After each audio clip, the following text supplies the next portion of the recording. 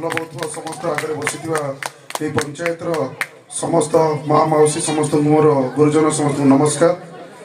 ଏଇଟା କିଛି ଭାଷଣ ଦେବା ଜାଗା ନୁହେଁ। ମୁଁ ତ ପ୍ରଥମେ କହିବି କିଛି କାର୍ଯ୍ୟ ପାଇଁ ମୁଁ ବିଳମ୍ବରେ ପହଞ୍ଚିଲି, କ୍ଷମା ପ୍ରାର୍ଥନା କରୁଛି।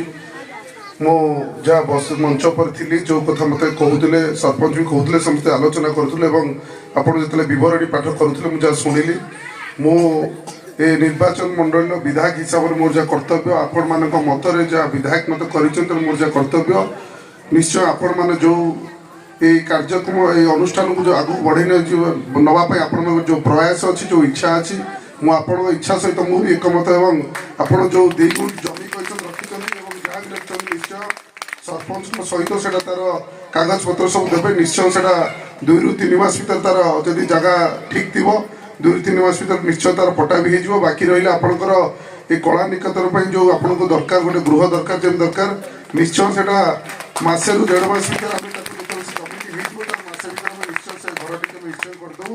ଖାଲି ଆମ ସହିତ ରହିକି ସରପଞ୍ଚ ଯେଉଁମାନେ ରହିଲେ ଆମ ସହିତ ଫଲୋଅପ୍ କରି ଆମେ ନିଶ୍ଚୟ ସେଇଟା କରିଦେବୁ। ବାକି ଯେହେତୁ ଗୋଟେ କାର୍ଯ୍ୟକ୍ରମ ଚାଲିଥିଲା ତା ଭିତରେ ଆଉ ଆମେ ବେଶୀ ସମୟ ନେବା ଠିକ୍ ନୁହେଁ, ତେଣୁ ଏ କାର୍ଯ୍ୟକ୍ରମ ଚାଲି ରହୁ। ସେମାନେ ବି ଗୋଟେ ସ୍ରୋତରେ କାର୍ଯ୍ୟକ୍ରମ କରୁଥିଲେ ଏବଂ ଶ୍ରୋତାମାନେ ଗୋଟେ ସ୍ରୋତରେ ଦେଖୁଥିଲେ।